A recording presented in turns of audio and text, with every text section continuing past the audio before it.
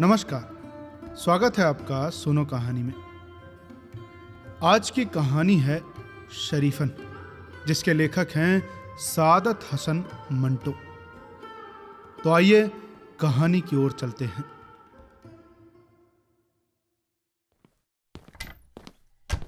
जब कासिम ने अपने घर का दरवाजा खोला तो उसे सिर्फ एक गोली की जलन थी जो उसकी दाई पिंडली में गड़ गई थी।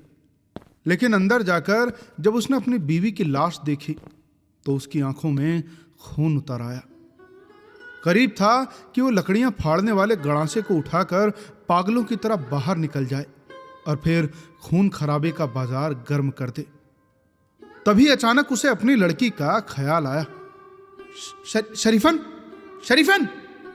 उसने ऊंची आवाज में पुकारना शुरू किया। सामने दालान के दोनों दरवाजे बंद थे। कासिम ने सोचा शायद डर के मारे अंदर छिप गई होगी, इसीलिए वो उस तरफ बढ़ा और झिर्री के साथ मुंह लगाकर कहा, शरीफन, ओ शरीफन, ये मैं हूं, तुम्हारा बाप। मगर अंदर से कोई आवाज न आई। कासिम ने दोनों हाथों से किवाड़ को धक्का दिया। पट खुले और वो औंधे मुंह दालान में गिर पड़ा। संभल कर जब उसने उठना चाहा तो उसे लगा कि वो किसी कासिम चीख कर उठ बैठा। एक गज के फासले पर एक जवान लड़की की लाश पड़ी थी, बिल्कुल नंगी, गोरा गोरा सुडौल शरीर। कासिम का सारा वजूद एकदम से हिल गया। उसकी गहराइयों से एक गगनभेदी चीख उठी, लेकिन उसके होंठ इस जोर से भिंचे हुए थे कि बाहर न निकल सकी। उसकी आंखें अपने आप बंद हो गई थी। फिर भी उसने दोनों हाथों से अपना चेहरा ढांप लिया। मरी सी आवाज उसके मुंह से निकली, शरीफन। और उसने आंखें बंद किए हुए ही दालान में इधर उधर हाथ मारकर कुछ कपड़े उठाए और उन्हें शरीफन की लाश पर गिराकर ये देखे बिना ही बाहर निकल गया कि वे उससे कुछ दूर गिरे थे। बाहर निकलकर उसने अपनी बीवी की लाश न देखी।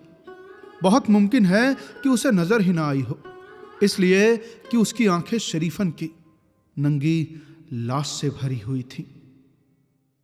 उसने कोने में पड़ा हुआ लकड़ियां फाड़ने वाला गड़ासा उठाया और घर से बाहर निकल गया। कासिम की दाईं पिंडली में गोली गड़ी हुई थी, लेकिन उसका एहसास घर के अंदर घुसते ही उसके दिल और दिमाग से गायब हो गया था। उसकी वफादार प्यारी बीवी मर चुकी थी। उसका दुख भी उसके दिमाग के किसी कोने में मौजूद नहीं था। बार बार उसकी आंखों के सामने एक ही तस्वीर आती थी, शरीफन की, नंगी शरीफन की। और वो भाले की यानी नोक बन बनकर उसकी आंखों को छेदती हुई उसकी रूह को भी चीरती चली जाती। गणासा हाथ में लिए हुए कासिम सुनसान बाजारों में उबलते हुए लावे की तरह बहता चला जा रहा था। चौक के पास उसका सामना एक सिख से हुआ। बड़ा कठोर था, लेकिन कासिम ने कुछ ऐसे बेतुकेपन से हमला किया और ऐसे भरपूर हाथ मारा कि वो तेज तूफान में उखड़े हुए पेड़ की तरह जमीन पर आ गिरा। कासिम की नसों में उसका खून और ज्यादा गर्म हो गया और बजने लगा, तड़ तड़ तड़ तड़, जैसे खौलते हुए तेल पर पानी का हल्का सा छींटा पड़ जाए। दूर सड़क के उस पार उसे कुछ आदमी नजर आए। तीर की तरह वो उनकी तरफ बढ़ा। उसे देखकर उन लोगों ने हर हर महादेव के नारे लगाए। कासिम ने जवाब में अपना नारा लगाने की बजाय उन्हें मां बहन की मोटी मोटी गालियां दी और गणासा ताने उनमें घुस गया। कुछ ही मिनटों में 3 लाशें सड़क पर तड़प रही थीं। दूसरे भाग गए, लेकिन कासिम का गणासा देर तक हवा में चलता रहा। असल में उसकी आंखें बंद थीं। गणासा घुमाते घुमाते वो एक लाश के साथ टकराया और फिर गिर पड़ा। उसने सोचा कि शायद उसे गिरा लिया गया है। चुनाचे उसने गंदी गंदी गालियां देकर चिल्लाना शुरू किया, मार डालो मुझे। लेकिन जब कोई हाथ उसे गर्दन पर महसूस न हुआ और न कोई चोट उसके बदन पर लगी, तो उसने अपनी आंखें खोली और देखा सड़क पर 3 लाशों और उसके सिवा दूसरा कोई भी न था। एक क्षण के लिए कासिम को निराशा हुई, क्योंकि शायद वो मरना चाहता था। लेकिन एकदम से शरीफन की, नंगी शरीफन की तस्वीर उसकी आंखों में पिघले हुए शीशे की तरह उतर गई और उसके सारे वजूद को बारूद का जलता हुआ पलीता बना गई। वो फौरन उठा, हाथ में गणासा लिया और फिर खौलते हुए लावे की तरह सड़क पर बहने लगा। जितने बाजार कासिम ने तय किए सुनसान थे। एक गली में वो घुसा, लेकिन उसमें सब मुसलमान थे। उसको बहुत कोफ्त हुई।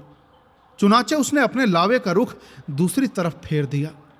एक बाजार में पहुंचकर उसने अपना गणासा हवा में ऊंचा लहराया और फिर माँ बहन की गालियां उगलनी शुरू की। और तुम्हारी माँ की मादर, अरे कहाँ मर गए सबके सब, सालो तुम्हारी माँ की। लेकिन सहसा उसे बहुत ही तकलीफ देह एहसास हुआ कि अब तक वो सिर्फ माँ बहन की गालियां ही देता रहा। इसलिए उसने फौरन बेटी की गाली देनी शुरू की और ऐसी जितनी गालियां उसे याद थी सब की सब एक ही सांस में बाहर उलटती। तुम्हारी बेटी की, साले बेटी।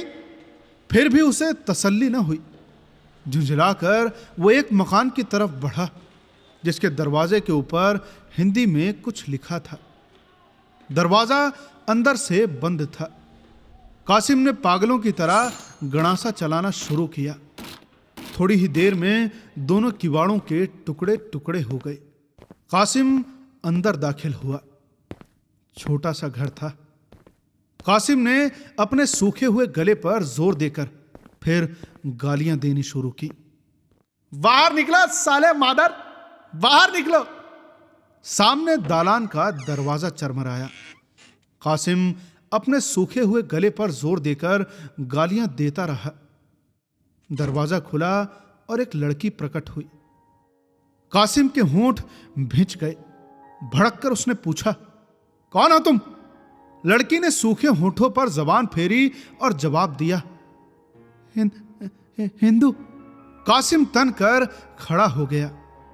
जलती हुई आंखों से उसने उस लड़की की तरफ देखा जिसकी उम्र करीब 14 या 15 बरस की थी। उसने हाथ से गणासा गिरा दिया।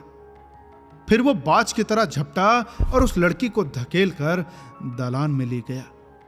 दोनों हाथों से उसने पागलों की तरह उसके कपड़े फाड़ने शुरू किए। धज्जियां और चिंदियां यूं उड़ने लगी जैसे कोई रुई धुनक रहा हो। लगभग आधा घंटा कासिम अपना प्रतिशोध लेने में व्यस्त रहा। लड़की ने कोई विरोध न किया, इसलिए कि वो फर्श पर गिरते ही बेहोश हो गई थी। जब कासिम ने आंखें खोली तो उसके दोनों हाथ लड़की की गर्दन में धंसे हुए थे। एक झटके के साथ उन्हें अलग करके वो उठा। पसीने में गर्क उसने एक नजर उस लड़की की तरफ देखा ताकि उसकी और तसल्ली हो सके। 1 गज के फासले पर उस जवान लड़की की लाश पड़ी थी, बिल्कुल नंगी, गोरा गोरा सुडौल शरीर। कासिम की आंखें सहसा बंद हो गईं। दोनों हाथों से उसने अपना चेहरा ढांप लिया। बदन पर गर्म गर्म पसीना बर्फ हो गया और उसकी नसों में खौलता हुआ लावा पत्थर की तरह सख्त हो गया। थोड़ी देर के बाद एक आदमी तलवार से लैस मकान के अंदर आया। उसने देखा कि दलान में कोई आदमी आंखें बंद किए हुए कांपते हाथों से फर्श पर पड़ी हुई किसी चीज पर कंबल डाल रहा था। उसने गरज कर पूछा, कौन हो तुम? कासिम चौंका। उसकी आंखें खुल गईं, मगर उसे कुछ नजर ना आया। तलवार से लैस आदमी चिल्लाया, कासिम! कासिम एक बार फिर चौंका। उसने अपने से कुछ दूर खड़े आदमी को पहचानने की कोशिश की, मगर उसकी आंखों ने साथ न दिया। उस आदमी ने घबराए हुए स्वर में पूछा, अरे तुम क्या कर रहे हो यहां?